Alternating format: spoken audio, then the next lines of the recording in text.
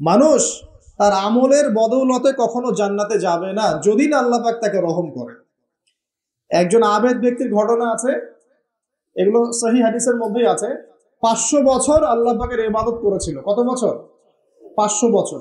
তাকে যখন বলা হচ্ছে যে তুমি আল্লাহর রহমতে জান্নাতে যাও, বা বলে বসবে কিয়ামতের মাঠে যে আমার আমলের বদৌলতে, তখন আল্লাহ রাব্বুল আলামিন তাকে ডেকে বলবেন যে তোমার সব আমলগুলোকে এক পাল্লায় রাখা হবে, আর আমি তোমাকে যে নেয়ামতগুলো দিয়েছিলাম সেগুলো এখন আরেক পাল্লায় রাখা হবে।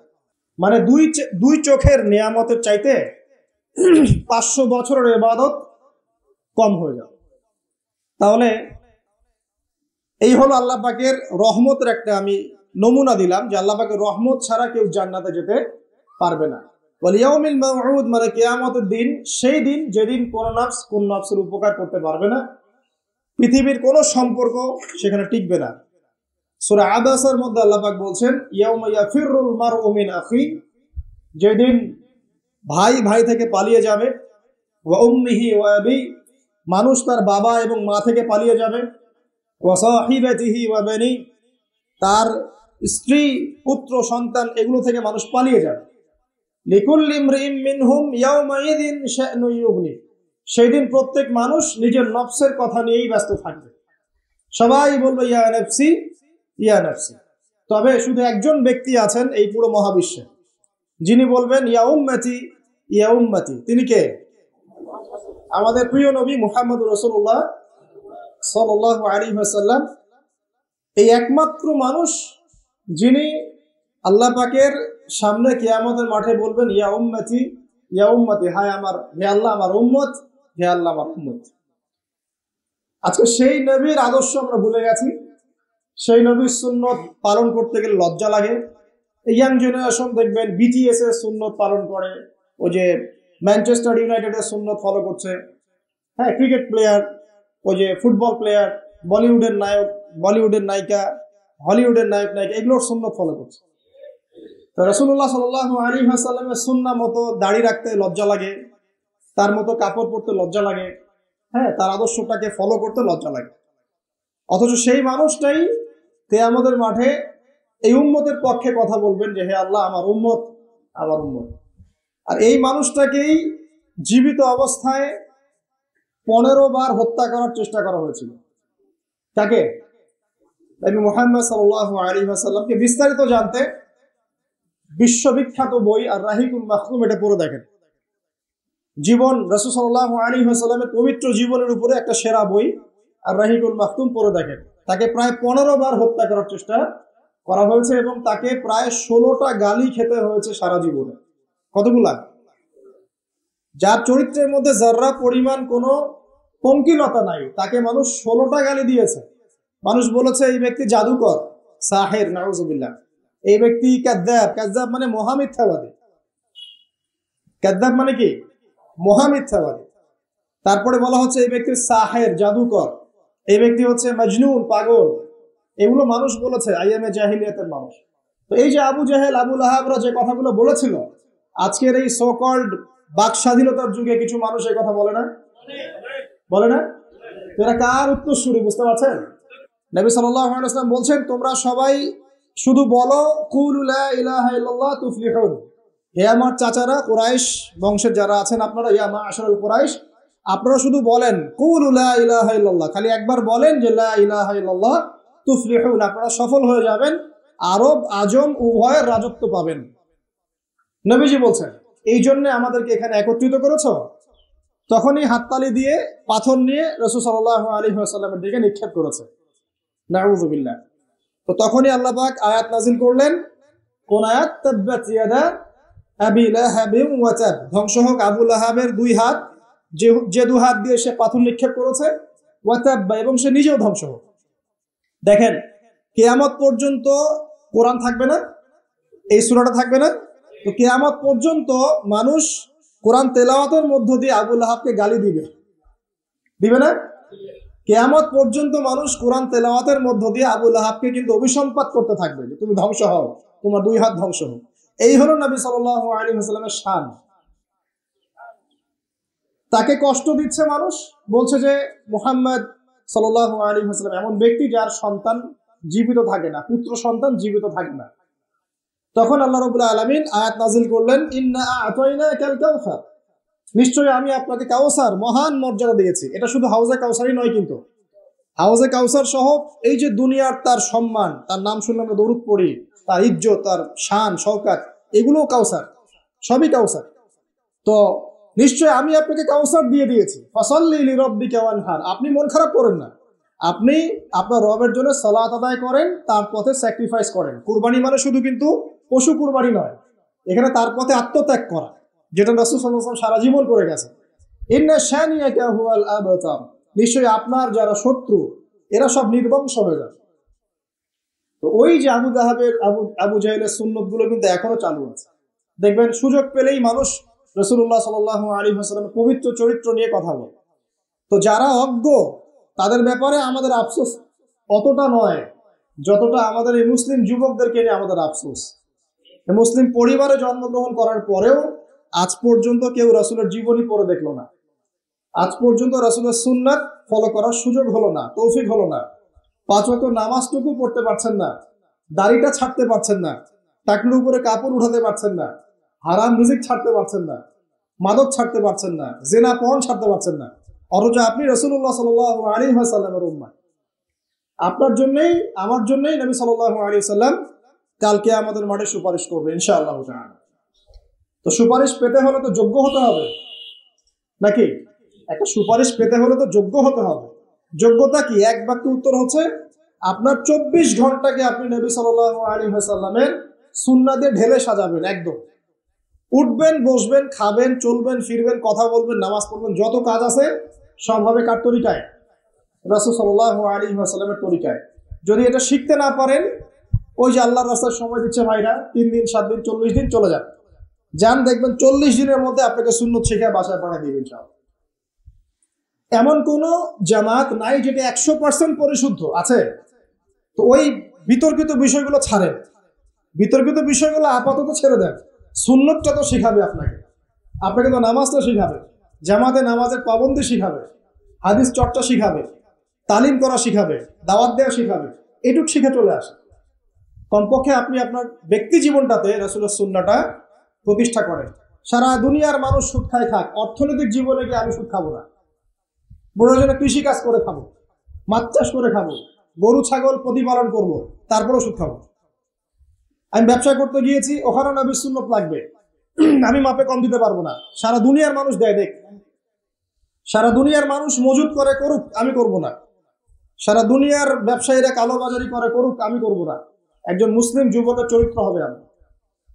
চাকরি করতে গিয়েছেন, চাকরি করা অবস্থায় যদি দেখেন যে হ্যাঁ আপনি নীতি নৈতিকতা বজায় রেখে করতে পারছেন, আলহামদুলিল্লাহ। যদি দেখেন এখানে আপনি ইসলামে টিকতে পারছেন না, রিজাইন দিয়ে চলে আসেন, এসে নিজস্ব প্রজেক্ট তৈরি করেন।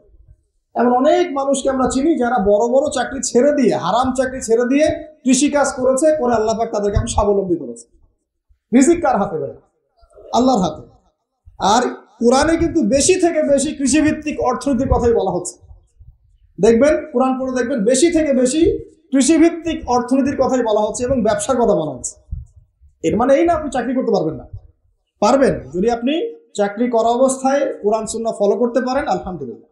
যদি না পারেন, প্রতিবন্ধকতা থাকে, একেবারেই পারছেন না, দেয়ালে পিঠ থেকে যাচ্ছে, ছেড়ে দেন।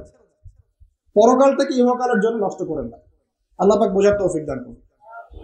এবার সমাজ চালাবেন, এখানেও রাসূলের সুন্নাহ প্রয়োজন আছে। মন গড়া সুন্নত দিয়ে সমাজ সংস্কার হবে না, রাসূলের সুন্নত দিয়েই সমাজ সংস্কার হবে ইনশাআল্লাহ তাআলা। দাওয়াতি কাজ করব, সেখানেও রাসূলের সুন্নত লাগবে। মন গড়া স্টাইলে দাওয়াতি কাজ করা যাবে না। যেটা বলবো, যেটা করব, যেটা মানুষের জন্য কল্যাণকর মনে করবো, এটা রাসূলের পক্ষ থেকে দলিল থাকতে হবে। আল্লাহ পাক আমাদেরকে বোঝার তৌফিক দান করুন, আমিন। এবং এখানে শৈথিল্যতা প্রদর্শন করা যাবে না দাওয়াতের ক্ষেত্রে। গোল আলু মার্কা সব তরকারি দিয়ে চলে, এমন চললে হবে না। আবার খুব চরমপন্থী, মানে পান থেকে চুন খসলেই একজনকে খারেজি ফতোয়া দিয়ে একদম ভিতরে ঢুকাই দিচ্ছে, এইসব চলবে না। মধ্যমপন্থী তরিকা লাগবে। ওয়াকাযালিকা জাআলনাকুম উম্মাতান ওয়াসাতা, আল্লাহ পাক বলছেন এভাবেই আমি তোমাদেরকে মধ্যমপন্থী উম্মত করেছি। মধ্যমপন্থী উম্মত, যারা শৈথিল্যতা প্রদর্শন করবে না, আবার চরমপন্থীও হবে। চরমপন্থায় কি কোনো লাভ হয়? চরমপন্থায় কি ইসলামের উল্টা ক্ষতি হচ্ছে?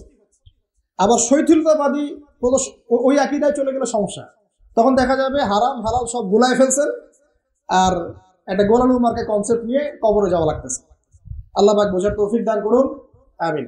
তো এক কথায় প্রিয় ভাইরা, ওই কিয়ামতের মাঠে রাসূলুল্লাহ সাল্লাল্লাহু আলাইহি ওয়াসাল্লামই একমাত্র সত্তা যিনি পুরো উম্মার জন্য সুপারিশ করবেন ইনশাআল্লাহ। তো সেই সুপারিশ পাওয়ার যোগ্য হতে হলে আমাদের চলনে বলনে কথায় কাজে ব্যবসা অর্থনীতি সব ক্ষেত্রে রাসূলের সুন্নাহকে সর্বোচ্চ অগ্রাধিকার দিতে হবে। অনেক আদর্শের কথা আমরা বলি, সবচেয়ে সেরা আদর্শ মুহাম্মদ সাল্লাল্লাহু আলাইহি ওয়াসাল্লাম, তার আদর্শের উপরে কোনো আদর্শ নাই। অতএব এই আদর্শটাকে মনে প্রাণে ধারণ করা, লালন করা, মনে মননে ধারণ করে বাস্তবে ইমপ্লিমেন্ট করা। আল্লাহ পাক আমাদেরকে তৌফিক এনায়েত করুন, আমিন। তো প্রিয় ভাইরা, কিয়ামতের মাঠ সম্পর্কে অনেক ভয়াবহ চিত্র আছে, আজকে আমি সেটা বলার সুযোগ পাচ্ছি না। এতটুকু বলবো, এটা হচ্ছে ন্যায় বিচারের মাঠ। এখানে যাররা পরিমাণ বান্দার হক নষ্ট করে পার পাওয়া যাবে না। আল্লাহ পাকের সাথে জড়িত হাজারটা পাপ থাকলেও আল্লাহ পাক মাফ করতে পারেন, ঠিক আছে, কিন্তু বান্দার সাথে জড়িত হক থাকলে বান্দার কাছেই ক্ষমা নিতে হবে। আর একটা পাপ নিয়ে কবরে যাওয়া যাবে না, একটা পাপ। সেটা কি? সেটা হলো শিরকের পাপ। শিরিকের পাপ নিয়ে কবরে যাওয়া যাবে না। বেঁচে থাকতেই শিরিকের সাথে সম্পৃক্ত যত আকীদা আমল আছে তওবা করতে হবে, ছাড়তে হবে। আল্লাহ রাব্বুল আলামিন আমাদেরকে শিরিক এবং কুফর থেকে হেফাজত করুন, আমিন। আল্লাহ পাক এর পরের আয়াতে বলছেন ওয়া শাহিদিন ওয়া মাশহুদ। একটা চমৎকার ঘটনা আসবে সামনে ইনশাআল্লাহ, মনোযোগ ধরে রাখেন। আল্লাহ বলছেন ওয়া শাহিদিন ওয়া মাশহুদ, আমি আল্লাহ কসম করছি শাহেদের এবং মাশহুদের। শাহেদ কি? তাফসীরের কিতাবে এসেছে শাহেদ মানে হচ্ছে জুমার দিন। কোন দিন? জুমার দিন। এই যে দেখেন, জুমার দিনে মুসলিমদের একটা কাজ কমন, সেটা হলো গোশতের দোকানে দাঁড়িয়ে গরুর গোশত কেনা। সকাল সকাল দেখবেন জুমার দিনে হাজির কসাইয়ের দোকানে, আজকে জুমার দিন গরু খাইতেই হবে, নাকি ভাই? কথাটা কি ঠিক না বেঠিক? দেখবেন শহরের যতগুলো কসাইখানা আছে সকাল সকাল হাজির, জুমার দিন গোশত খাইতে হবে। অথচ জুমার দিনটা এত ইম্পর্টেন্ট, এই দিনে দোয়া কবুল হয়। যে কোনো দোয়া আল্লাহর কাছে চাবেন, কবুল হবে। এই দিনে সূরা কাহাফ পড়তে হয়, এই দিনে তাড়াতাড়ি মসজিদে আসতে হয়, গোসল করে সুগন্ধি মেখে সুন্দর কাপড় পরে ইমামের কাছাকাছি এসে বসতে হয়। তাহলে প্রত্যেক কদমে 1 বছরের রোজা, 1 বছরের তাহাজ্জুদের নেকি হয়। তো জুমার দিন খুবই ইম্পর্টেন্ট। দেখবেন জুমার দিনে কি করে? গরুর গোশত খাবে, খাওয়াই লাগবে। মুরগি খাওয়া তো যাবেই না, সবজি খাওয়া যাবেই না, ঠিক আছে। তারপরে স্ত্রী সন্তান বউ বাচ্চাকে নিয়ে সকাল সকাল বেরোয় চলে গেলাম, সারা বিকেল ঘুরতেছি, রাত্রে ঘুরতেছি, সন্ধ্যায় ঘুরতেছি। মানে ওই দিনটা দেখবেন গান বাজনা, পার্টি, এই বিয়ের অনুষ্ঠান, এই জন্মদিন, এই ওরিয়েন্টেশন, এই অমুক তমুক সব জুমার দিনে। অথচ জুমার দিনটাকে আল্লাহ পাক দিয়েছেন ওয়া শাহিদ, সাক্ষ্যদাতা। মানে জুমার দিন আপনাকে সাক্ষী দিবেন আপনি এই দিন কি করেছেন। জুমার দিনের কাজগুলো পড়ে নেবেন বই থেকে। আল্লাহ পাক তৌফিক দান করুন, আমিন। ওয়া মাশহুদ, এবং মাশহুদের কসম করছি। মাশহুদ কি? মাশহুদ মানে আরাফার দিন। কোন দিন? আরাফার। এটা কোন দিন? যুব সমাজকে জিজ্ঞাসা করেন, বলতে পারবে না আরাফার দিন কোন দিন। এখনকার তরুণ প্রজন্ম দেখেন আরাফার দিন কোন দিন বলতে পারবে না। জিজ্ঞাসা করেন পর্যায় সারণীতে ওই যে মৌলের নাম, হাইড্রোজেন থেকে একদম শেষ পর সব বলে দেবে, পারমাণবিক ভর, পারমাণবিক সংখ্যা সব বলে দেবে। ফিজিক্সের প্রশ্নগুলো জিজ্ঞাসা করেন, সব বলে দিবে। হায়ার ম্যাথ আছে, হায়ার ম্যাথের প্রশ্ন বলে দিবে। বায়োলজির যে কঠিন কঠিন বৈজ্ঞানিক নামগুলো আছে না, ব্যাঙের বৈজ্ঞানিক নাম, অমুকের তমুকের মানুষ সব বলে দেবে। বলেন মাশহুদ কাকে বলে? ওয়া শাহিদিন ওয়া মাশহুদ আয়াতটা শুনছো কখনো? বলবে শুনি নাই। এই হলো অবস্থা, শিক্ষা সিস্টেমের এই হলো অবস্থা। কেউ কি বলেছে যে ডাক্তার হওয়া যাবে না, ইঞ্জিনিয়ার হওয়া যাবে না, বা জেনারেল লাইনে পড়া যাবে না? এমনটা কি কেউ বলেছে? কিন্তু কোরআন সুন্নাহর জ্ঞানকে বিসর্জন দিয়ে, ওই জ্ঞানটাকে বিসর্জন দিয়ে তোমাকে ডাক্তার হতে হবে?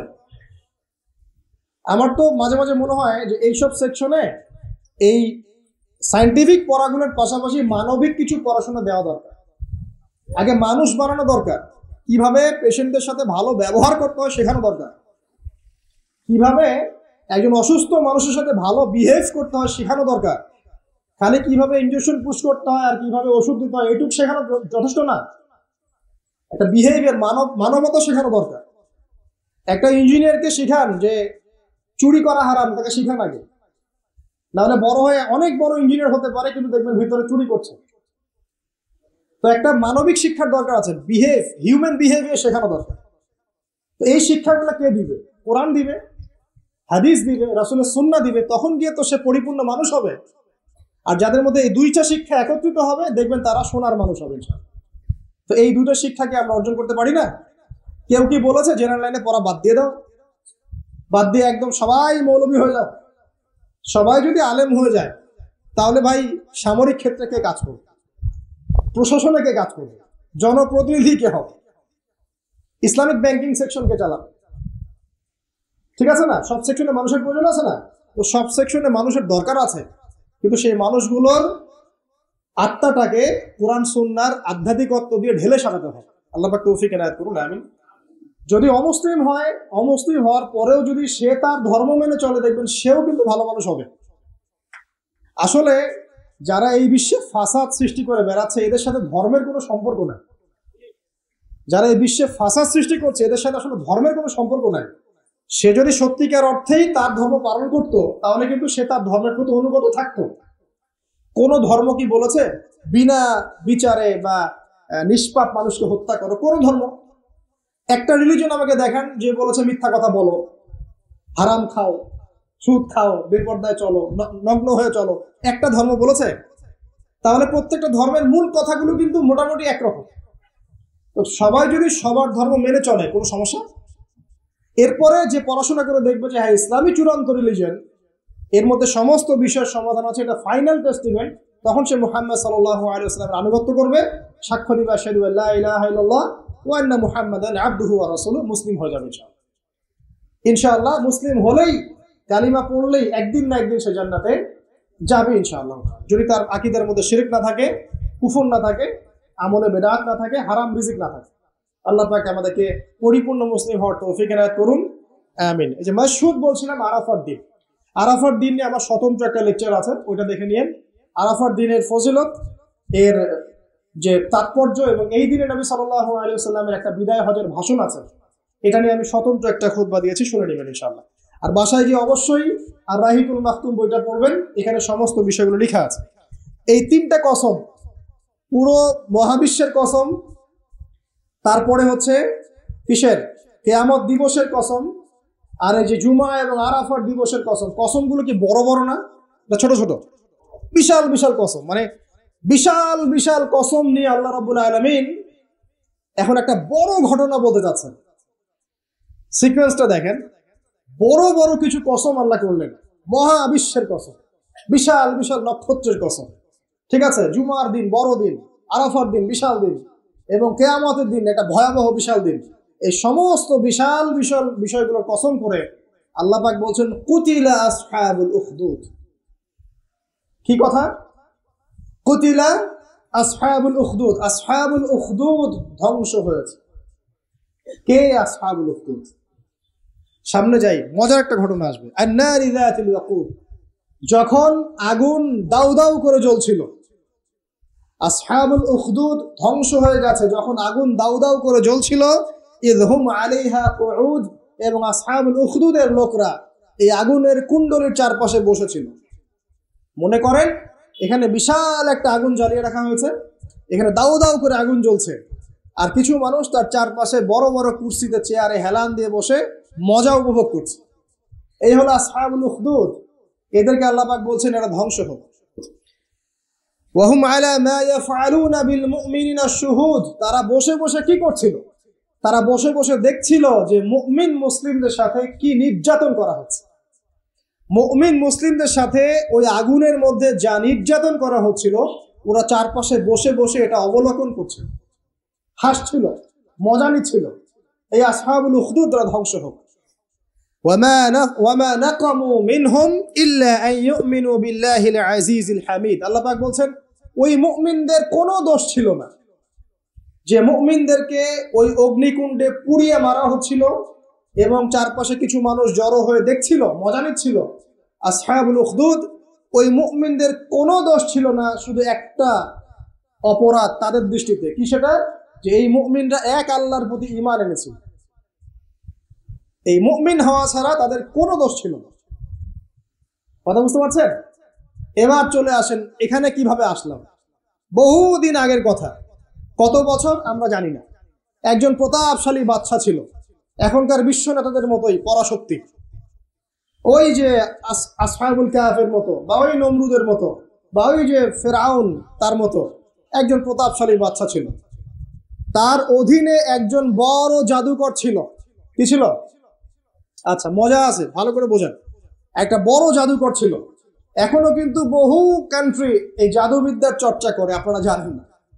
ভিতরে ভিতরে জাদুবিদ্যার চর্চা এখনো চলছে। আর এই জাদু সত্য, জাদু সত্য, চোখের বদনজর সত্য। সায়েন্স বিশ্বাস করুক না করুক, এগুলো সত্য। কারণ কোরআন বলেছে সত্য, ব্যাস সত্য। জিন সত্য নাকি মিথ্যা? ফেরেশতা সত্য না মিথ্যা? কবরের আযাব সত্য না মিথ্যা? এগুলো তো চোখে দেখা যায় না, বিশ্বাস করলেন কিভাবে? এই চোখে দেখা যায় না বিশ্বাস করেছেন বলেই তো আপনি মৌলবাদী। চোখে দেখা যায় না, অহেতুক বিশ্বাস করছেন, অতএব আপনি একজন মৌলবাদী মানুষ। বুঝতে পারছেন? তো এই বিষয়গুলো বিশ্বাস না করলে কি আপনি মুমিন হতে পারবেন? আচ্ছা, কবরের আযাব সত্য না মিথ্যা আমরা বিশ্বাস করেছি, তোমরা মরার পরে বিশ্বাস করো। আমরা মরার আগেই বিশ্বাস করেছি, তোমরা মরার পরে বিশ্বাস করো। তারপর তোমরা পাক্কা মৌলবাদী হয়ে যাবে। মরার পরে যখন কঠিন কবরের আযাব শুরু হবে, দেখবা যে আইনাল ইয়াকিন। ইয়াকিন কয়েক প্রকার হয়। একটা হচ্ছে আপনার আইনাল ইয়াকিন, হাক্কুল ইয়াকিন, এরকম কথা আছে কোরআনে। মানে আইনাল ইয়াকিন মানে চোখে দেখলাম এবার বিশ্বাস করলাম। রব্বানা আবসারনা ওয়া সামি'না ফারজি'না না'মাল সালিহান ইন্না মুকিনুন। আছে না সূরা আলিফ লাম মিম সিজদা? হাফেজে কোরআন যারা আছেন, আল্লাহর সামনে জাহান্নামীরা বলবে, রব্বানা, হে আমাদের রব, আবসারনা, এই যে দেখলাম, তোমার আযাব দেখেছি আমরা, এখন পরকালের কথা। ওয়া সামি'না, এই যে শুনতে পাচ্ছি এখন আযাব। ফারজি'না, আমাদেরকে ফিরিয়ে দিন। কোথায় ফিরিয়ে দিবে? দুনিয়ায়। না'মাল সালিহান, আমরা সৎ কাজ করবো। ইন্না মুকিনুন, আমাদের ইয়াকিন হয়ে গেছে। তার মানে সবাই বিশ্বাস করবে একদিন না একদিন, তাই তো? এই ঈসা ইবনে মারইয়ামকে যে মানুষ বলছে ক্রুসিফাইড, তাকে ক্রুসিফাইড করা হয়েছে, তিনি মারা গেছেন, নাউজুবিল্লাহ, বলা হচ্ছে না? আচ্ছা, ঈসা ইবনে মারইয়াম যখন নেমে আসবেন সবাই বিশ্বাস করবে না? সূরা মাইদায় এই জন্যই বলা হচ্ছে যে ঈসা ইবনে মারইয়ামকে যখন পাঠানো হবে, একজন আহলে কিতাব বাকি থাকবে না যে তার প্রতি ঈমান নিয়ে আনবে না। এমন একজন মানুষ তখন খুঁজে পাওয়া যাবে না যে তার প্রতি ঈমান আনবে না আহলে কিতাবদের মধ্যে। ঈসা ইবনে মারইয়ামকে ক্রুসিফিকশন করা হয় নাই। ঈসা ইবনে মারইয়ামকে আল্লাহ রাব্বুল আলামিন তার কাছে উঠিয়ে নিয়েছেন। আর যে আল্লাহ পুরো মহাবিশ্ব চালাতে পারেন, সে একজন মানুষকে উঠাতেই পারেন। এটার এমন কি বিষয় যে আল্লাহ রাব্বুল আলামিন আপনার দেহের মধ্যে রূহ রেখে দিয়েছেন, তার হুকুমে বের হয়ে চলে যাবে। সে আল্লাহ রাব্বুল আলামিন রাসূল সাল্লাল্লাহু আলাইহি ওয়াসাল্লামকে মেরাজে উঠিয়ে নিতে পারেন। সিম্পল। এটা অবিশ্বাস করার কি আছে? আসুন সামনে যাই। এখানে যে বিষয়টা, যে বহুদিন আগে এরকম প্রতাপশালী বাদশার অধীনে একজন জাদুকর ছিল। এই জাদুকরের যখন বয়সটা বুড়ো হয়ে গেল, তখন সে তার ওই বাদশাকে বলছে যে আমার তো বয়স শেষ, আমার এই বিশাল জ্ঞানগুলো কি করব? একজন বালক এনে দিন, যেই বালককে আমি এইসব জাদুবিদ্যা শিখিয়ে দিব। যেরকম ছোট বাচ্চাদের মধ্যে একজন। তো এরকম একটা ফুটফুটে সুন্দর বাচ্চাকে খুঁজে বের করা হলো, যে বাচ্চাটা বিচক্ষণ। একে নিয়ে আসা হলো জাদুকরের কাছে। এবার জাদুকর তাকে জ্ঞান শিখায়, জাদু শিখায়। জাদু শিখাতে শিখাতে শিখাতে শিখাতে সে একটু পরিণত হচ্ছে, মানে কৈশোরে পদার্পণ করল। এখন সে যখন জাদু শিখতে আসে, আসার পথে রাস্তায় দেখে একজন পাদ্রী আছে। পাদ্রী মানে কি? পাদ্রী মানে দরবেশ, মানে যে আল্লাহ বিশ্বাস করে, হয়তো আগেকার আসমানি কিতাবে সে বিশ্বাস করত। এমন একজন পাদ্রীর সন্ধান সে পায়। সে ওই পাদ্রীর কাছে গিয়ে বসে। সেই পাদ্রী তাকে আসমানি কিতাবের যে মর্ম, যে বাণী, এগুলো শোনায়। তার কাছে খুব ভালো লাগে যে মাশাআল্লাহ, এটা ঈমানের স্বাদ। যখন কোরআন শুনি আমাদের ভালো লাগে না? আসমানি কিতাব যখন শুনে তার কাছে ভালো লাগে। সে বলে যে আমি এটা শিখতে চাই। তখন এই পাদ্রী তাকে বলে, তুমি তো জাদু শিখতে যাও এই বাদশার দরবেশের কাছে, বাদশার জাদুকরের কাছে, যদি ওরা জানতে পারে তাহলে তো সমস্যা। তাহলে উপায় কি? যখন তুমি ওখানে যাবে, যখন দেরি হয়ে যাবে, তখন বলবে বাসার থেকে বের হতে দেরি হয়েছে, বাসার থেকে বের হতে দেরি হয়েছে। আর আমার এখানে বসে যখন বাসায় যাবে, তখন বাসায় গিয়ে বলবে যে ওখান থেকে, ওই যে জাদুকরের কাছ থেকে আসতে দেরি হয়েছে। মানে কৌশল অবলম্বন করতে তিনি শিক্ষা দিলেন। কৌশলের প্রয়োজন আছে না? উদউ ইলা সাবিলি রাব্বিকা বিল হিকমা, হিকমার দরকার আছে না? সত্য থেকে সরে গিয়ে নয়, কিন্তু কৌশল তো করার দরকার আছে। নবী সাল্লাল্লাহু আলাইহি ওয়াসাল্লাম যে হিজরত করেছেন, মক্কা থেকে মদিনা চলে গিয়েছেন, সবাইকে জানান দিয়েছিলেন, এই শোনো আমি হিজরত করছি? জানান দিয়েছেন? রাতের বেলা বের হয়েছেন, কৌশল, রাতের বেলা বের হন নাই, এবং তাকে মারার জন্য 4-5 থেকে লোক ঘিরে রেখেছিল। এর মধ্য দিয়ে আল্লাহ রাব্বুল আলামিন তাকে বের করে নিয়ে গেছে। তিনি কি সবার সামনে ফেসবুকে জানান দিয়েছে, এই দেখো আমরা বেরোচ্ছি? তো তোমরা তো কৌশলই বুঝো না দিনের কাজে, যে কাজ হবে 1%, আইওয়াশ হবে 99%। এখনকার এই যুগ, হ্যাঁ, দিনের কাজ হবে 1%, আইওয়াশ শোডাউনই বেশি। এই শোডাউন করতে করতে মানুষের চোখ লাগে, যত চোখ লাগে তত সমস্যা সৃষ্টি হয়, এবং আস্তে আস্তে আস্তে আস্তে দিনের দায়রা মাইনাস হতে থাকে। এই বিষয়টার পিছনে তোমরাও দায়ী, কৌশল তো বোঝো না। তো স্মার্ট এবং বিচক্ষণ মুসলিমদের বড় অভাব আছে এখন পৃথিবীতে। যতক্ষণ পর্যন্ত বিচক্ষণতা অর্জিত হচ্ছে না, ততক্ষণ পর্যন্ত ইসলামের বিজয় হচ্ছে না, এটা মাথায় রাখেন। তারপর সামনে যান। এবার এই বাচ্চা খুব সুন্দর করে ব্যালেন্স করলো, একবার এখানে যায়, একবার ওখানে যায়। এই করতে করতে ওই যে জাদুকরের ইন্তেকাল হয়ে গেল, মারা গেল জাদুকর। এবার এই বাচ্চার কাছে মাশাআল্লাহ অনেক এলেম কালাম আছে। এদিকে সে পাদ্রীর জ্ঞানে দীক্ষিত হচ্ছে। দীক্ষিত হতে হতে তার মধ্যে আল্লাহ পাকের প্রতি একটা পরিপূর্ণ ঈমান চলে আসে, সে মুসলিম হয়ে গেল, আলহামদুলিল্লাহ। মুসলিম হওয়ার পরে একদিন সে যখন বাচ্চার কাছে যাচ্ছে, রাস্তায় একটা বিশাল জন্তু দেখা যাচ্ছে। বিশাল জন্তু, কিরকম জন্তু আমরা জানি না, ঠিক আছে, দাব্বাতুল আরদ সামনে বের হবে। কিয়ামতের 10টা নিদর্শন আছে বড় বড়, তার মধ্যে একটা হচ্ছে দাব্বাতুল আরদ, জমিন থেকে ফুড়ে একটা প্রাণী বের হবে। আর এখন মানুষ এগুলো বিশ্বাস করবে না, আমি জানি। 2 দিন পর নাসা যখন বলবে তখন বিশ্বাস করবে। কথা কি বুঝতে পারছেন? তবে প্রাণী এই পৃথিবীর নিচে আছে। রাসূল সাল্লাল্লাহু আলাইহি ওয়াসাল্লাম বলেছেন 10টা আলামত না আসা পর্যন্ত কিয়ামত হবেই না। তার মধ্যে একটা হচ্ছে দাব্বাতুল আরদ, জমিন থেকে একটা প্রাণী বের হবে, এবং এই প্রাণী শুধু বেরই হবে না, মানুষের সাথে কথাবার্তা বলবে।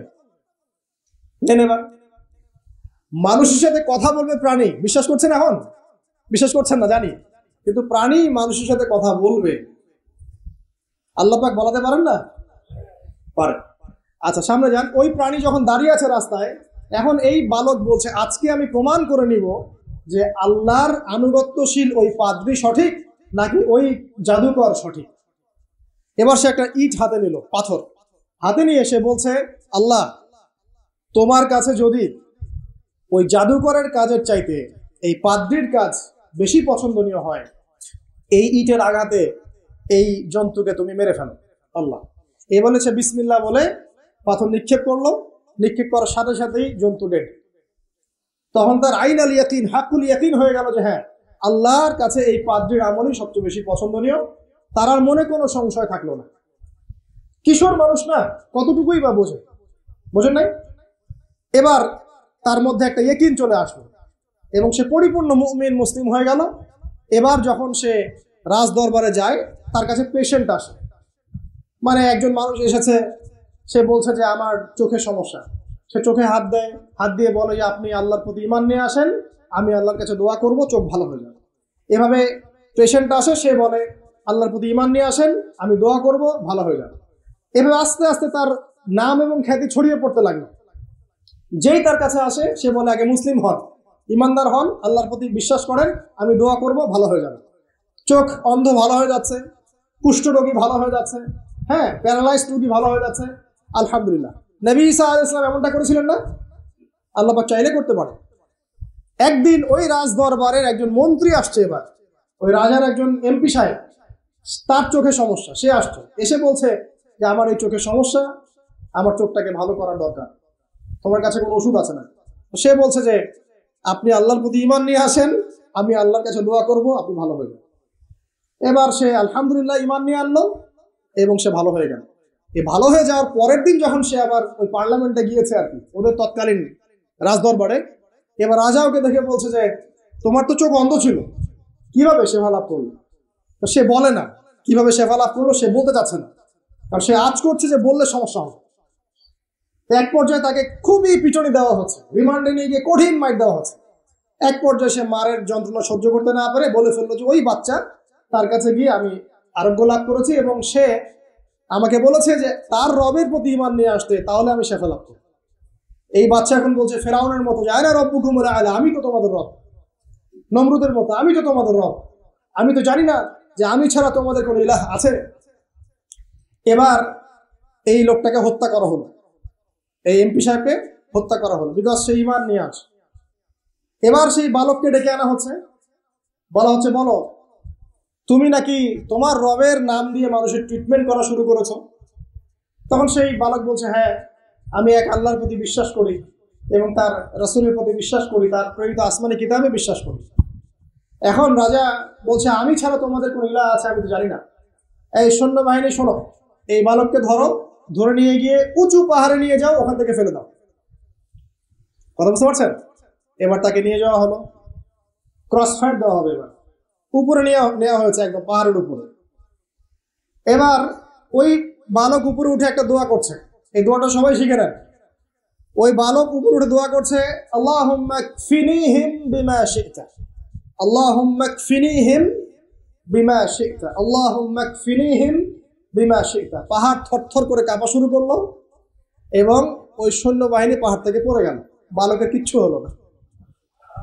আমি কিন্তু বানোয়াট কোনো গল্প বলছি না, এটা কোরআন থেকে বলছি, এবং এটা তাফসীর, আপনি যে কোনো তাফসীর পড়েন, মারিফুল কোরআন, তাফসীর ইবনে কাসির, জালালাইন পড়ে দেখেন, পড়ে দেখেন, আমার সাথে ডিবেট করার আগে।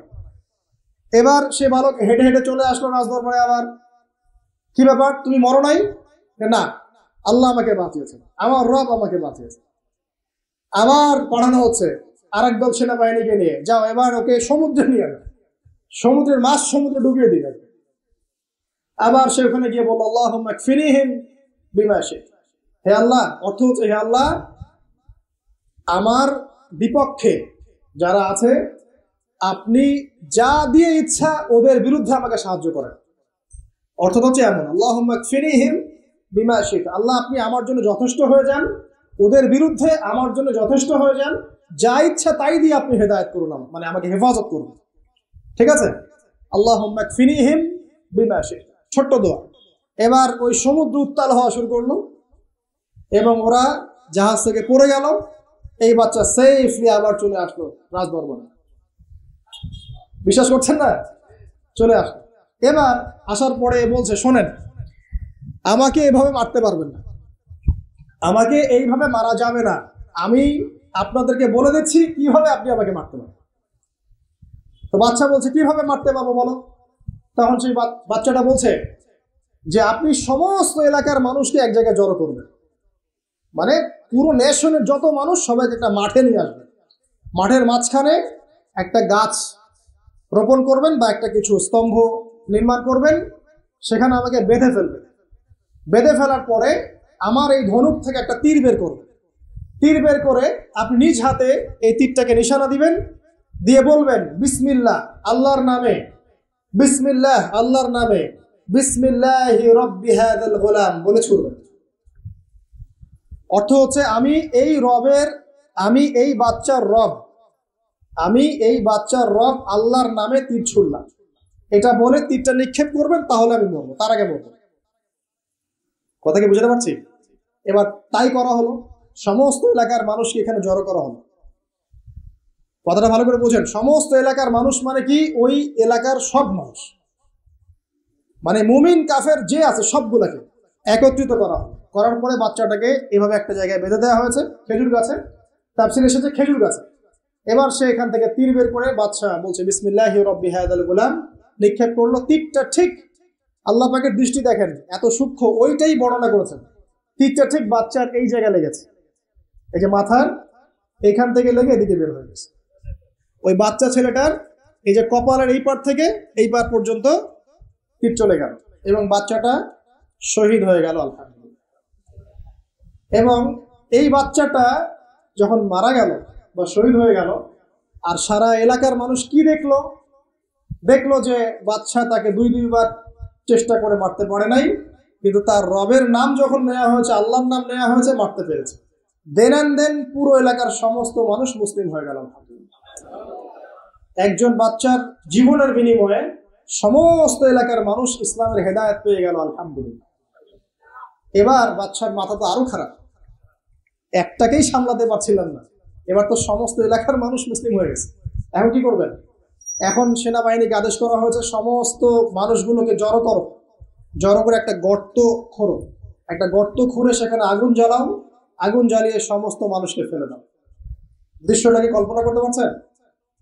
একটা পুরো এলাকার মানুষকে একটা মাঠের মধ্যে একত্রিত করে সেখানে আগুন জ্বালিয়ে সবাইকে সেখানে ফেলে দেওয়া হলো এবং তারা চতুর্দিক থেকে এটাকে অবলোকন করতে লাগলো, মজা উপভোগ করতে লাগলো।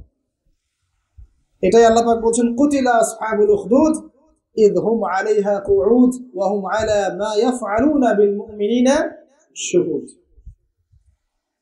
শেষ পর্যায়ে তাফসীরে এসেছে, শেষ পর্যায়ে একজন মায়ের কোলে একটা ছোট্ট বাচ্চা ছিল। তো সেই মা নিজে লাভ দিবে এটাতে তার কোনো সমস্যা নেই, কিন্তু বাচ্চাটাকে নিয়ে লাভ দেওয়ার জন্য সে ইতস্তত বোধ করছে। তখন আল্লাহ রাব্বুল আলামিন সেই ছোট্ট বাচ্চাটার কোলে, সেই ছোট্ট বাচ্চাটার জবানের মধ্যে আল্লাহর কুদরত নিদর্শন নাজিল করলেন। ওই বাচ্চাটা কথা বলা শুরু করলো। সেই বাচ্চাটা বলল, ইয়া উম্মা, হে আমার মা, লা তাখাফি, তুমি ভয় করো না, ফাইন্নাকি আলাল হক, কারণ আপনি সত্যের উপর আছেন, লাভ দিন।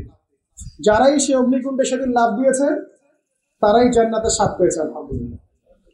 এই হলো আসহাবুল উখদুদের ঘটনা, যেটা আল্লাহ রাব্বুল আলামিন সূরা বুরুজের মধ্যে বলেছেন। এখানে একটাই শিক্ষণীয় বিষয়, ঈমান এর শক্তি। একজন ছোট্ট বালকের মধ্য দিয়ে কিভাবে আল্লাহ রাব্বুল আলামিন পুরো নেশনকে হেদায়েত করতে পারেন, এবং আল্লাহ রাব্বুল আলামিন সমস্ত পরিকল্পনার উপরে মহা পরিকল্পনাকারী, এবং আল্লাহ সুবহানাহু ওয়া তাআলা তাদেরকে চিরস্মরণীয় করে রেখেছেন কোরআনের পাতায়। কিয়ামত পর্যন্ত মানুষ এই ঘটনা পড়বে, তাদের থেকে শিক্ষা গ্রহণ করবে না? আল্লাহ রাব্বুল আলামিন সবচেয়ে বেশি স্মার্ট না আমরা সবচেয়ে বেশি স্মার্ট? এরপরে আল্লাহ রাব্বুল আলামিন বলছেন যে তারা ঈমান আনা ছাড়া অন্য কোনো অপরাধ করে নাই। এই মুমিন যারা ছিল, আগুনে লাফ দিয়েছে, এদের কি কোনো অপরাধ ছিল? এদের কোনো অপরাধ ছিল? কি অপরাধ ছিল? তারা শুধুমাত্র কি ছিল? মুমিন ছিল। ঈমান আনার ফলে তাদের এই পরিণতি হয়েছে। তাদেরকে অগ্নিকুণ্ডে লাফ দিতে তারা বাধ্য হয়েছে। যারা দিয়েছে তারা কি জান্নাতি না জাহান্নামী?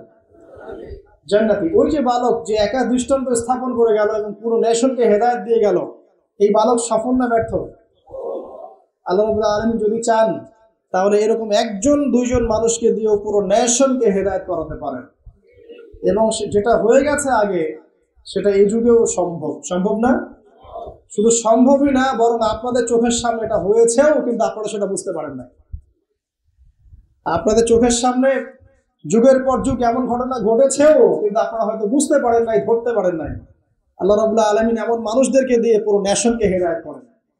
কিছু মানুষকে আল্লাহ পাক পরীক্ষায় ফেলেন, তাদের মধ্য দিয়ে আল্লাহ পুরো নেশনকে হেদায়েত করতে পারেন, আলহামদুলিল্লাহ। আসহাবুল উখদুদের এই বাচ্চার মধ্যে আমাদের সবার জন্য নিদর্শন আছে। আল্লাহ পাক আমাদের সবাইকে প্রকৃত ঈমানদার হওয়ার তৌফিক দান করুন, বেশি বেশি আমলে সালেহ করার তৌফিক দান করুন, ঈমানের উপর দৃঢ় থাকার তৌফিক এনায়েত করুন, এবং দৃষ্টান্ত স্থাপন করার তৌফিক দান করুন, এবং যে কোনো রকম দৃশ্য অদৃশ্যের বিপদ আপদ বালা মুসিবতের বিপক্ষে আল্লাহ পাকই যেন যথেষ্ট হয়ে যান, আমিন। শেষ করি, সূরাটার সামনে যাই। আল্লাহ রাব্বুল আলামিন এরপর যেটা বলেছেন, ইন্নাল্লাযীনা ফাতানুল মুমিনিনা ওয়াল মুমিনাত সুম্মা লাম ইয়াতুবু ফালাহুম আযাবু জাহান্নাম। যারা মুমিনদের সাথে এমন নির্যাতন করলো, কি করলো? আগুনে পুড়িয়ে জীবন্ত মেরে ফেললো। যারা মুমিনদের সাথে এমন দৃষ্টান্ত স্থাপন করলো, নির্যাতন করলো, ফিতনায় ফেললো এবং তওবা করে ফিরেও আসলো না, আল্লাহ পাক বলছেন নিশ্চয়ই তাদের জন্য যন্ত্রণাদায়ক শাস্তি আছে জাহান্নামে। ওয়ালাহুম আযাবুল হারিক, এবং তাদের জন্য মর্মান্তিক শাস্তি অপেক্ষা করছে। তাদের জন্য যারা মুমিনদেরকে ফিতনায় ফেলেছে, কষ্ট দিয়েছে, নির্যাতন করেছে, নিপীড়ন করেছে। তারপর আল্লাহ পাক বলেছেন, ইন্নাল্লাযীনা আমানু ওয়া আমিলুস সালিহাত লাহুম জান্নাতুন তাজরি মিন তাহতিহাল আনহার। আর যারা এই পরীক্ষায় উত্তীর্ণ হয়ে গেল, যাদেরকে আসহাবুল উখদুদরা ফেলে দিল গর্তে, যারা আগুনে লাফ দিল, অগ্নি পরীক্ষা দিল, আল্লাহ পাক বলছেন এরা সফল হয়েছে, এরা জান্নাতে যাবে যার তলদেশ দিয়ে নহর সমূহ প্রবাহিত হচ্ছে, আলহামদুলিল্লাহ। ওয়াযালিকাল ফাওজুল কাবীর। আর এটা হচ্ছে সবচেয়ে বড় সাফল্য। এটাই হচ্ছে সাফল্যের চূড়ান্ত সংজ্ঞা। দুনিয়াতে আপনি কতটুকু খাচ্ছেন, করছেন, কতটুকু ব্যবসা বাণিজ্য করছেন, কতটুকু স্ট্যাটাসের মালিক, এটা বড় কথা নয়। আপনি দিন শেষে জান্নাতে যেতে পারবো কিনা, এটাই বড় কথা। যদি জান্নাতে যেতে পারি, ইনশাআল্লাহ তাআলা আমরা সফল। যদি জান্নাতে যেতে ব্যর্থ হই, আল্লাহ না করুক, তাহলে আমাদের চেয়ে ব্যর্থ এই মহাবিশ্বের কোনো সৃষ্টি নাই। আল্লাহ পাক বোঝার তৌফিক এনায়েত করুন, আমিন। আল্লাহ পাক এরপরে বলছেন, ইন্না বাতশা রাব্বিকা লাশাদীদ। জেনে রাখো, যারা আল্লাহর বিরোধিতা করবে, তার নবী, তার আসমানি কিতাব এবং দ্বীনের বিরোধিতা করবে, তাদের জন্য আল্লাহর শাস্তি আছে। এই শাস্তিটা প্রচন্ড কঠিন। ইন্না বাতশা রাব্বিকা লাশাদীদ, আল্লাহ পাকের শাস্তি প্রচন্ড কঠিন। আমরা একটা কনসেপ্ট লালন করি মাথায়, আল্লাহ পাক গফুরুর রহিম, রহমানুর রহিম, ঠিক আছে তাই না? একই সাথে আল্লাহ পাক কিন্তু শাদীদুল ইকাব বটে। আল্লাহ পাক একই সাথে কিন্তু কঠোর শাস্তি দাতাও বটে। আল্লাহ এটা বলছেন ইন্না বাতশা রাব্বিকা লাশাদীদ, আল্লাহ পাক ছাড় দিচ্ছেন আমাদেরকে, ছেড়ে দিবেন না কিন্তু। তোমরা যারা এখন নামাজ পড়ছো না, সওম রাখছো না, হারাম কাজে লিপ্ত আছো, হারাম খাচ্ছ এবং জেনায় পর্নে মাদকে লিপ্ত আছো, অহেতুক সময় নষ্ট করছো, দিনের কোনো ফিকির নাই, আল্লাহ পাক কিন্তু সবকিছু দেখছেন, আল্লাহ পাক কিন্তু সবকিছু শুনছেন, আল্লাহ রাব্বুল আলামিন সুযোগ দিচ্ছেন, সময় দিচ্ছেন, তাই বলে কিন্তু আল্লাহ পাক ছেড়ে দিবেন না কখনো। আল্লাহ রাব্বুল আলামিন কিন্তু পুঙ্খানুপুঙ্খ হিসাব নেবেন, এটাই বলছেন ইন্না বাতশা রাব্বিকা লাশাদীদ, আল্লাহ পাকের শাস্তি কিন্তু বড়ই কঠিন। আল্লাহ পাক আমাদের সবাইকে তার শাস্তি থেকে হেফাজত করুন, আমিন। একটা এক্সাম্পল দিচ্ছি খালি জাস্ট। আবু তালেব নাম শুনেছেন? কে ছিল? রাসূল সাল্লাল্লাহু আলাইহি ওয়াসাল্লামের চাচা। দীর্ঘদিন বছরের পর বছর তিনি নবী সাল্লাল্লাহু আলাইহি ওয়াসাল্লামকে সাপোর্ট করেছেন। যদিও তিনি মুসলিম হননি, কিন্তু সাপোর্ট করেছেন, ফাইন্যান্সিয়াল সাপোর্ট, সোশ্যাল সাপোর্ট, তাকে সাপোর্ট দিয়েছেন। কিন্তু শেষমেশ তিনি লা ইলাহা ইল্লাল্লাহ পড়তে পারেন নাই, মুমিন মুসলিম ভাবে, কিন্তু নবীকে এমন ভাবে সাপোর্ট দিয়েছেন যেটা আরবের কেউ দেয়নি থাকে। তাহলে এই ব্যক্তি কি পাবে পরকালে? সাহাবীরা জিজ্ঞাসা করছেন আপনার চাচার কি হবে পরকালে? রাসূলুল্লাহ সাল্লাল্লাহু আলাইহি ওয়াসাল্লাম বলছেন আমার চাচা আমাকে অনেক অনেক খেদমত করেছে, উপকার করেছে দ্বীনের জন্য, কিন্তু ঈমান নিয়ে আসে নাই। যদি সে ঈমান নিয়ে আসতো আমি তার প্রতি সুপারিশ করতাম। তিনি চাচাকে বলেছিল না, খালি একবার বলেন লা ইলাহা ইল্লাল্লাহ, আমি আপনার জন্য আল্লাহর কাছে সুপারিশ করব। তিনি ঈমান নিয়ে আনেননি, এই কারণে জাহান্নামের সবচেয়ে নিম্নতর শাস্তি তাকে দেওয়া হয়। সেটা কি? তাকে আগুনের এক জোড়া জুতা পরিয়ে দেওয়া হয়। আগুনের এক জোড়া জুতা, এই আগুনের এক জোড়া জুতাতেই নাউজুবিল্লাহ তার মাথার যে মগজ, এই মগজটা টকবক করে ফুটতে থাকবে। ইন্না বাতশা রাব্বিকা লাশাদীদ কিভাবে বোঝাবে? এটা হলো আবু তালেবের ব্যাপার। তাহলে যারা এখন প্রকাশ্যে ইসলামের এগেইনস্টে কথা বলছে, কাজ করছে, সুন্নতের খেলাফ কাজ করছে, আমরা নামাজ পড়ছি না, সুদ খাচ্ছি, ঘুষ খাচ্ছি, দুর্নীতি করছি, আমাদের কি হবে? জাস্ট নিজের ফিকির করেন, ডান বাম সব ভুলে যান, নিজের কবরের ফিকির করেন, জাস্ট নিজের কবরের ফিকির করেন যে আপনি আমি কবরে গেলে কি করবো, এই ফিকির করেন। দেখবেন নিজে ভালো হলে সব ভালো হয়ে যাবে ইনশাআল্লাহ। নিজে ভালো হবে না, কিছুই ভালো হবে না। আল্লাহ পাক আমাদের সবাইকে আল্লাহর আযাব থেকে বাঁচান, আমিন। আল্লাহ পাক আযাবের কথা বলছেন, সাথে এটাও বলছেন ইন্নাহু হুয়া ইউবদিউ ওয়া ইউঈদ ওয়া হুয়াল গফুরুল ওয়াদুদ। আল্লাহ পাক কঠিন শাস্তিদাতা বটে, তবে আল্লাহ রাব্বুল আলামিন সবকিছু সৃষ্টি করেছেন, আবার তার দিকেই সবকিছু ফিরে আসবে, এবং তিনি হচ্ছেন পরম প্রেমময় একজন সত্তা। কেউ যদি আল্লাহকে ভয় করে ইনস্ট্যান্ট তওবা করে ফিরে আসে, তার জীবনে যত গুনাহ থাক আল্লাহ পাক মাফ করে দিবেন। আপনি যদি সারা জীবন শিরক করে থাকেন, যেটা মহাপাপ, জুলমান আযীম, এখনই যদি তওবা করে ফিরে আসেন, আপনার সমস্ত পাপ তো আল্লাহ পাক মাফ করে দিবেনই, আপনার গুনাহগুলোকে নেকি দিয়ে পরিবর্তন করে দিবেন। আল্লাহ পাক প্রেমময়, ওয়াদুদ একজন সত্তা। আমরা আল্লাহ পাকের দয়া যদি চাই, আল্লাহ পাকের প্রেম ভালোবাসা চাই, আর আল্লাহর মারিফত লাগবে না, আল্লাহকে চিনতে হবে না, আল্লাহর আনুগত্য লাগবে না, তার রাসূলের আনুগত্য লাগবে না, কোরআন সুন্নাহ ফলো করতে হবে না, এগুলো করার পর ইনশাআল্লাহ আমরা আল্লাহ পাকের রহমত পাবো। ইনশাআল্লাহ আমরা আশাবাদী। আল্লাহ পাক আমাদেরকে তার রহমত দিয়ে ঘিরে রাখুন, আমিন। ওয়া হুয়াল গফুরুল ওয়াদুদ যুল আরশিল মাজিদ, আল্লাহ পাক বলেন তিনি মহান আরশের অধিপতি। আরশ সম্পর্কে একদিন বলেছি আমি যে এই কুরসিটাই মহাবিশ্বকে ঘিরে রাখছে, আর এই কুরসিটা আরশের তুলনায় এমন যে একটা মরুভূমিতে একটা ঢাল ফেলে দেন, একটা মরুভূমির মধ্যে একটা থালাকে ফেলে দেন, অনুপাতটা যেমন হবে আরশ আর কুরসির অনুপাতটা এমন। আরশটি এত বিশাল যেটা 8 জন ফেরেশতা ধরে রেখেছে, তার উপরে আল্লাহ রাব্বুল আলামিন আরশে আযীমে সমুন্নত। তো সে আল্লাহকে চিনতে শিখুন, আল্লাহর আনুগত্য করতে শিখুন। আল্লাহ পাক তৌফিক দান করুন। ফাআলুন লিমা ইউরিদ, আল্লাহ পাক যা ইচ্ছা তাই করতে পারেন। হাল আতাকা হাদিসুল জুনুদ, হে নবী মুহাম্মদ সাল্লাল্লাহু আলাইহি ওয়াসাল্লাম, তোমার কাছে কি এই সেনাবাহিনীর খবর পৌঁছেছে? এটাকে ফেরাউন ওয়া সামুদ, ফেরাউন এবং সামুদের বিশাল পরাক্রমশালী এই ফোর্সের কথা তোমার কাছে কি পৌঁছেছে? এই আসহাবুল উখদুদের সেনাবাহিনীর কথাই বলেন, আর ওই যে ফেরাউন বা নমরুদ বা সামুদ আদ জাতির কথাই বলেন, এরা সবাই কিন্তু আল্লাহর গজবে ধ্বংস হয়ে গিয়েছে। আল্লাহ রাব্বুল আলামিনের কাছে সবাই তুচ্ছ, সবাই তুচ্ছ। আমরা আল্লাহ রাব্বুল আলামিনের ক্ষমতার কাছে তুচ্ছ। তাই এই নশ্বর দুনিয়ায় আল্লাহর অবাধ্যতা করে উদ্ধত অহংকারী হওয়ার কোনো মানে হয়? আল্লাহ পাক আমাদের সবাইকে বিনয়ী বানিয়ে দিন, আল্লাহর প্রতি আনুগত্যশীল বানিয়ে দিন। বালিল্লাযীনা কাফারু ফি তাকযীব, বরং যারা কুফরি করছে এরা তো মিথ্যা প্রতিপন্ন করছে। ওয়াল্লাহু মিন ওয়ারাইহিম মুহীত, আল্লাহ রাব্বুল আলামিন কুফফারদেরকে চতুর্দিক থেকে ঘিরে রেখেছেন। বাল হুয়া কুরআনুন মাজিদ, আর এই যে কথাগুলো বলা হলো এগুলো কোনো অনেক গল্প নয়, বরং এটা হচ্ছে কুরআনুন মাজিদ ফি লাওহিন মাহফুজ, যেটা লাওহে মাহফুজ থেকে নাযিল হয়েছে। আল্লাহ রাব্বুল আলামিন আমাদের সবাইকে এই সূরাটা থেকে শিক্ষা নেওয়ার তৌফিক দান করুন। খুব সংক্ষেপে যদি সামারি করি, তাহলে এই সূরার মধ্যে আল্লাহ রাব্বুল আলামিন বিশাল বিশাল বিষয়ের কসম করেছেন, এবং বিশাল বিষয়ের কসম করে আল্লাহ পাক বড় একটা ঘটনা বলছেন, যে ঘটনার মধ্য দিয়ে একজন যুবককে দিয়ে আল্লাহ রাব্বুল আলামিন পুরো কওমকে হেদায়েত করছেন। একজনের জীবনের বিনিময়ে আল্লাহ পাক পুরো জাতিকে হেদায়েত করলেন। তো সেটা যদি আল্লাহ ওই যুগে করতে পারেন, এখনো করতে পারেন। এখানে আল্লাহর কাছে তারা সাফল্য মণ্ডিত হয়েছে যারা ঈমান এনেছিল, আর যারা ওদেরকে আযাব দিয়েছে, আগুনে পুড়িয়ে মেরেছে, এদেরকে আল্লাহ পাক জাহান্নামী ঘোষণা করেছেন। আল্লাহ পাক বলেছেন, আমি শুধু গফুর রহিমই নই, আমি বরং শাদীদুল ইকাব, কঠিন শাস্তিদাতাও বটে। ইতিহাস ঘেটে দেখো, ফিরআউন, নমরুদ, যত বড় বড় জুনদের অধিকারী যারা ছিল, এদেরকে কিন্তু এই পৃথিবীতে সাস্টেইন করতে দেওয়া হয় নাই। যারা আল্লাহর আনুগত্য দাসত্ব করেছে, এদেরকেই আল্লাহ রাব্বুল আলামিন সম্মানিত পুরস্কৃত করেছেন। যারা করে নাই, তাকযীবের মধ্যে ছিল, এদেরকে আল্লাহ পাক ধ্বংস করেছেন।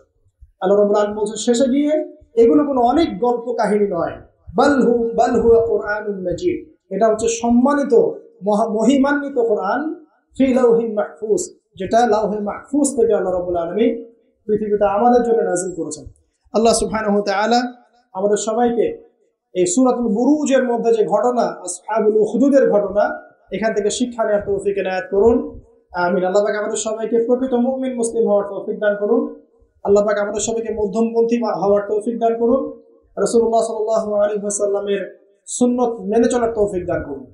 একই সাথে আমরা দোয়া করি আল্লাহ পাক তার শাস্তি থেকে আমাদেরকে হেফাজত করুন এবং তার রহমতে আমাদেরকে অলঙ্কৃত করুন। আল্লাহ রাব্বুল আলামিন যেন আমাদের সবাইকে মাফ করে দেন এবং কোরআনওয়ালা বানিয়ে দেন, সুন্নতওয়ালা বানিয়ে দেন, দ্বীনের জন্য কিছু করার তৌফিক আল্লাহ পাক দান করেন। আমিন।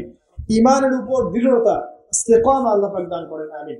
আমি এই বলে আমার সংক্ষিপ্ত আলোচনা শেষ করছি। সুবহানাকা আল্লাহুম্মা বিহামদিকা, আশহাদু আল্লা ইলাহা ইল্লা আনতা, আস্তাগফিরুকা ওয়া আতুবু ইলাইক। আসসালামু আলাইকুম ওয়া রাহমাতুল্লাহি ওয়া বারাকাতুহু।